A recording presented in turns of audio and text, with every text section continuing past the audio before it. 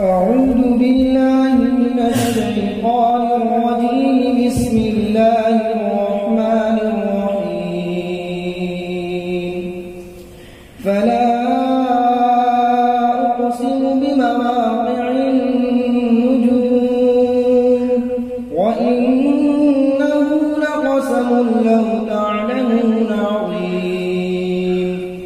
إنه لقرآن كريم في كتاب مكنون لا يمسه إلا المطهرون تنزيل من رب العالمين.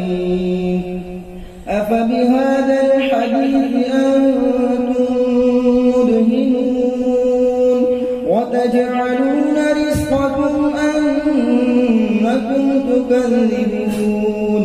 فلولا إذا بلغت الحلقوم وأنتم حينئذ تنظرون ونحن أقرب إليه منكم ولكن لا تبصرون. فلولا إن كنتم غير مدينين ترجعونها إن كنتم صادقين.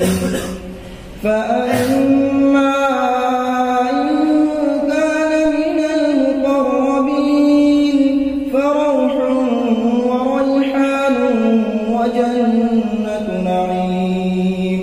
وأما إن كان من أصحاب اليمين فسلام لك من أصحاب اليمين. وأما إن كان من المكذبين الضالين فنزل من حميم وتصلية جحيم. إن هذا لهو حق اليقين. فسبح باسم ربك العظيم. صدق الله العظيم.